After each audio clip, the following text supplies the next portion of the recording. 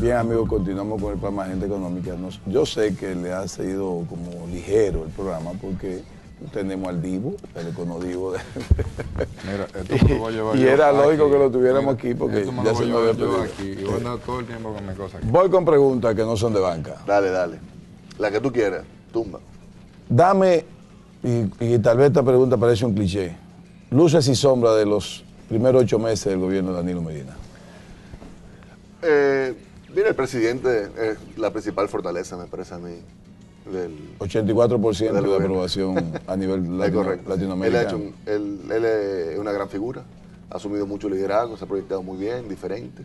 Eso ha sido muy atractivo y yo pienso que eso ha sido importante para mantener lo que es la esperanza, sobre todo luego de los desbarajustes que tuvimos en términos de la parte fiscal, luego, digamos, del proceso electoral y del proceso durante la transición y demás. Yo pienso que el presidente es la principal fortaleza. Pienso también que la economía dominicana también, en términos generales, óyeme, aguantar los vaivenes que aguantamos, aguantar las inseguridades y la inestabilidad a nivel internacional que tenemos nosotros también demuestra una fortaleza. Los americanos tienen una palabra que a mí me encanta, que es resilience. Sí. El resilience es como la capacidad como de tú aguantar choques. Sí. Óyeme, aguantar un déficit de la magnitud, por ejemplo, que aguantamos en el año pasado. Sí. Es lo que en boxeo se decía como ese boxeador que no lo tumban tan fácil, que coge golpe. Es correcto. Tú aguantar, digamos, un nivel de endeudamiento, un aumento del endeudamiento público a nivel local como el que tuvimos el año pasado, es importante. Digamos, así también la parte positiva.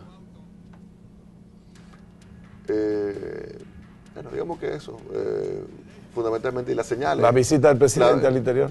Mira, a mí me parecen cosas más bien simbólicas. Sí. Yo, si fuera presidente, digamos, a mí me gustaría que él fuera a la CDE y que él se sentara, no, de verdad. Pues, ¿cuál es el principal problema que tenemos aquí? Pero lo tiene que ir toda la semana entonces.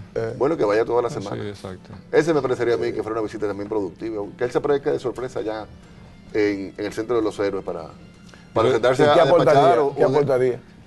Bueno, ¿Qué aportaría? ¿qué aporta saltando el charco en Barahona? Bueno, o va y le aporta 15 millones, pero es que le hace dándole 15 millones más a la CDE. Pero Sí, mira, pero el sector eléctrico está sobre es todos que- los hombros de todos los No, dominicanos. no, yo no estoy diciendo que no es importante. más que el tema de dinero, o sea, lo que prefiero es el tema de, bueno, pero ¿qué es lo que vamos a hacer? Y de darle un seguimiento a, bueno, qué es lo que está ocurriendo aquí, de mandar esa señal de que esto es un tema de prioridad para el gobierno. Ahora mismo, yo escribí un artículo ahora, se llamaba en la revista de Bernardo Vega, La Lupa Sin Trabas, que era 1 de marzo, y yo veía, por ejemplo, bueno, vamos a ver, ¿dónde estamos con lo del pacto eléctrico? Y esos son temas que a mí todavía me quedan, por más que se diga, ¿no? Que se negociación, que esto, que lo demás, eso no es pacto eléctrico. Sigue siendo un hoyo, ¿eh? No, no. Aparte, es que ni siquiera el hoyo estaba ahí, estamos de acuerdo, pero todo lo que es realmente cuál es la estrategia de cómo es que vamos a salir de esto, la negociación, el consenso a nivel de todos los involucrados, eso yo todavía no veo que se materializa. La parte del pacto eléctrico. La parte, digamos, del pacto fiscal, eso fue una burla lo que ocurrió en el transcurso del año pasado y al final un parche fiscal más. Y el mismo gobierno lo terminó aceptando, no, sí, que esto no es lo que se refiere a la Estrategia Nacional de Desarrollo en cuanto al pacto fiscal. Que no es integral. Pero, que no es integral, pues entonces, ¿dónde estamos? El tercer elemento es lo del pacto por la educación. Ok, muy bien, el 4% por la educación. Pero señores, estamos discutiendo El aumento de salario el de los nivel del profesores, aumento salarial. que se lleva el aumento del presupuesto. Pero si tú hubieses visto eso dentro del sentido de lo que es un pacto, de cuáles son las prioridades, de cuáles son los aportes y los sacrificios, de cómo que se va a hacer esto. Tú lo evalúas. Óyeme, tú lo evalúas y tú lo sopesas, que no, miren, esto cae dentro de la estrategia global que tenemos en el pacto por la educación. Pero ¿y cuál es el pacto por la educación que tenemos nosotros? O sea, obviamente que no lo tenemos porque ha surgido toda esta discrepancia con el tema del aumento salarial. Eso es solamente un aspecto, es como que en un bosque tú estás viendo un fuego en uno de los árboles, pero óyeme, también hay que estar viendo el bosque en términos generales y eso. A nivel de sociedad no creo que se ha enfocado correctamente. Los concursos. Los concursos positivos y como otros elementos de transparencia, me parece que son positivos, pero que se anuncie, ¿no? Que vamos a comenzar a publicar la ejecución presupuestaria a partir del 30 de marzo. ¿Ustedes vieron eso? Sí, No. sí. Sí, sí, eso Que la hizo- ley dice que Pero es no lo trimestral. han hecho. Pero, digo, en primer lugar, creo que no se ha hecho todavía. No sé si se ha hecho o no. Pero No, no se ha hecho, el no lo ha hecho es de que eso se anuncia como si fuera un gran logro. Es como que vamos a anunciar que vamos a cumplir la ley, pero ¿en qué momento se dejó? O sea, ¿en qué momento eso es noticia? El que se publique. En el una momento en que ejecución. nunca lo han hecho. Dos cosas, Alejandro. Cuando tú mencionabas el tema eléctrico, el presidente Danilo Medina acusó al Fondo Monetario Internacional de ser parte importante de la crisis de la CDE. Sin embargo, a su vez, algo que se sabía y lo conocíamos todos, no iba a firmar de nuevo con el Fondo Monetario Internacional. Entonces ahí hay una incongruencia.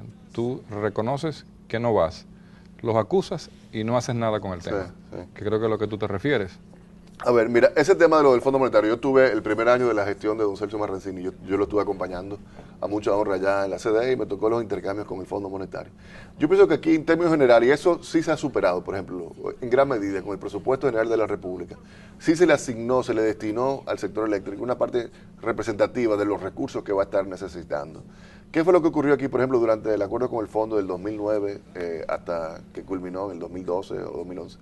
Es que, bueno, se subestimaba esas asignaciones presupuestarias. Entonces, por ejemplo, hubo un año que el año anterior se le había transferido a la CDE, qué sé yo, 1.000 millones de dólares, 1.100 millones de dólares, pero en el presupuesto del año siguiente lo que se les presupuestó fueron 250 millones de dólares. Sí, exacto. Eso es un absurdo. Ahora, y eso fue con el conocimiento y con la anuencia del Fondo Monetario Internacional. Eso a mí me pareció que fue una manipulación, o sea, un poco como que engañarnos a nosotros mismos de cuál es la realidad. Entonces, no te presupuestaste adecuadamente, no te planificaste adecuadamente. Y eso en gran medida, señores, fue uno de los elementos fundamentales en que llegáramos a tener el déficit que tuvimos el año pasado. Es que no solamente se sabía cuál iba a ser la magnitud, pero simplemente no se presupuestó por temas de conveniencia política en ese momento. Ahora creo que eso se ha superado y que el gobierno sí ha sido bastante más transparente en cuanto, bueno, cuáles son los recursos que le vamos a destinar al sector. ¿Qué veo, digamos, que me ha parecido valiente en cierta forma del gobierno, del presidente Medina? Es el tema de lo de la tarifa eléctrica. Bueno, no se ha tocado, no se ha afectado. Yo pienso, eso a mí me choca, yo pienso que hay un desfase sumamente importante en los niveles de la tarifa eléctrica, pero por lo visto no hay disposición de parte de las autoridades en hacer ese ajuste. Eso está bien desde el punto de vista, digamos, que social, pero al mismo tiempo es una realidad económica que va a seguir siendo un ancla que nos va a llevar a que sigamos despilfarrando, básicamente, que es lo que se hace, 1.000 millones de dólares en el sector eléctrico. Alejandro, en un minuto, quizás antes de que Ezequiel si tenga alguna pregunta, la figura del fideicomiso, ¿transformará la banca dominicana? Mira, sobre todo algunos aspectos de la banca dominicana, aquella que tiene que ver sobre todo con el financiamiento al sector inmobiliario, al sector construcción. Pienso que es un aporte sumamente importante, innovador, algo que ya es viejísimo en otras partes del mundo, incluso de América Latina, pero aquí va a aportar un mayor dinamismo al sector construcción, y es algo que yo celebro, que felicito, y que es un aporte que de las autoridades que venían de antes. No sé por qué se retrasaba tanto. Sí, los reglamentos duraron casi 3 años. Oye, ¿cuántos años? 3 años. Casi 3 años. Casi 3 años.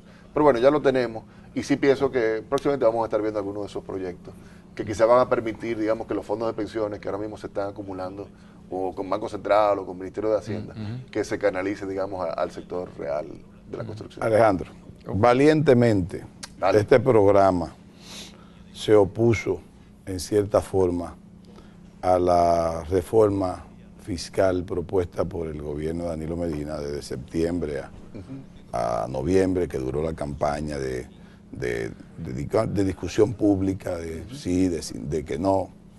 Nosotros nos pusimos en muchas medidas. Ya al final no fue que nos dimos por vencidos, sino que dijimos, bueno, como eso va, ¿no? Como va el asunto del parche fiscal, como tú le llamas, vamos entonces a darle un voto de confianza al gobierno para ver cómo le va. Nuestra predicción es que iba a ser regresiva en un aspecto. En otros no, porque son impuestos nuevos, que no puede ser regresiva, aunque sí es regresiva en términos generales en la economía.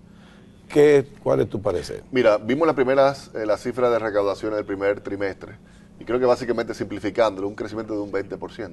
Pero bueno, de ese 20%, 5% es por la amnistía fiscal, que eso es algo extraordinario. 5% fue por las nuevas cargas, los nuevos impuestos de la reforma fiscal. Otros 5% fueron avances que se recibieron de los bancos, que realmente no es una recaudación fresca, sino que un mecanismo, digamos, que de financiamiento de los impuestos. Así que el crecimiento nominal, digamos, si fuera bajo las mismas reglas con las que tuvimos la economía un año atrás, fue apenas de un 5%, pero ¿cuál es el problema? Es un 5% nominal. aplíquele la inflación que hemos tenido de 5%. Y casi negativo. Digamos que es neutro, bueno, en punto de equilibrio. Pero entonces cuando tú lo llevas a que la economía supuestamente creció un 4, un 5%, todavía no sé cuáles son las cifras a marzo, tú tienes que de hecho no es un impacto tan positivo en cuanto a las recaudaciones. Entonces, se está viendo ahora lo de las quejas en cuanto a, sí, a la actividad la IRD comercial. de un 20%. Sobre todo en la bebida, que hubo un selectivo y un aumento del 2% del ITEVI. Tú sabes que yo tengo entendido que en otros países, cuando se ha estresado, se ha apretado tanto ese tipo de impuestos por ejemplo, a lo de las bebidas, las cervezas o lo que fuera, es fundamentalmente por un asunto de política casi que social. Es decir, para desestimular el consumo de bebidas alcohólicas o de cigarrillos o lo que fuera.